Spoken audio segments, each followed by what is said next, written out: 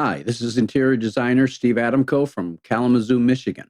I was inspired to do this video based on a comment on a lighting video that I did several years ago. This was the comment. Great explanation at 6 minutes and 51 seconds on lighting and texture. Really interesting stuff. For reference, the video he was referring to is called Let's Talk About Lighting Basics. And the link to that video is here in the description. At that point in the video that he was talking about, I was talking about lighting and texture relative to the angle that light hits a textured surface. If you graze a textured wall, you create shadows. It's a combination of light and shadows which punches out the texture. If you hit a textured wall with light from a 90-degree or really perpendicular to the wall, you will, in effect, flatten that textured wall. So it's possible to get various degrees of texture from a textured wall by hitting it with directional light from various angles. So based on that, I'm going to go into the topic of light and shade, or light and shadow if you prefer. Your physical vision is your ability to distinguish the differences in light, shade, and color. In general, color plays a subordinate part in vision relative to light and shade, or light and shadow. That means that light and shadow, or light and shade, form the foundation for our ability to see things. A great example of this is black and white TV. We had no problem reading or watching TV in black and white, which was a representative of the world that we live in, which is also saturated with color. Just think of all the old classic movies in black and white. When color TV came on the scene, that became the frosting on the cake, so to speak. It didn't change our viewing and enjoyment experience from black and white, but it sure did enhance it. Think of The Wizard of Oz, starting out in black and white and then changing to color in the actual movie itself. We just realized that the old classic movies we are watching in black and white were filmed in an era before color TV and color TV cameras.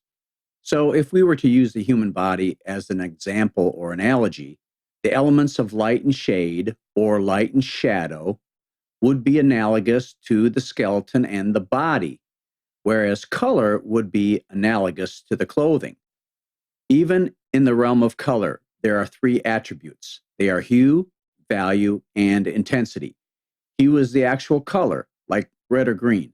Value refers to how light or dark that color is relative to a grayscale, which starts with white and ends in pure black, with all the gradations of gray in between. Then intensity refers to how bright or subdued the color or hue is. Still, color is very important to our vision and life.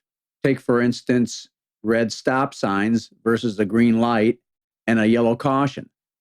The physiology and psychology of color vision are extremely important in our daily life. To make a big point about how important light and shadow is, consider the great photographer Ansel Adams. Even though he experienced the world in magnificent color, like most of us, he chose to take photographs of some of the most beautiful scenery in black and white. Because he chose to shoot in black and white, we get to experience the dramatic effects of light and shadow in his photographs.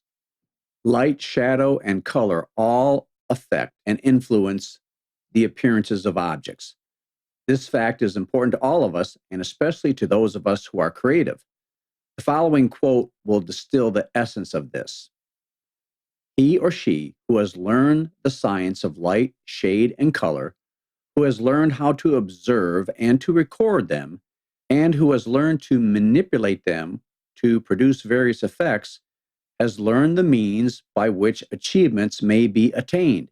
He or she has grasped the science and is prepared to master the art. Nature is the big revealer of light and shade.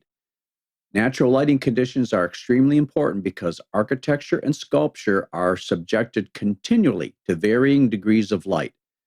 Nothing in nature is constant except change. Nature has posed, as it were, for most of the world's masterpieces in painting.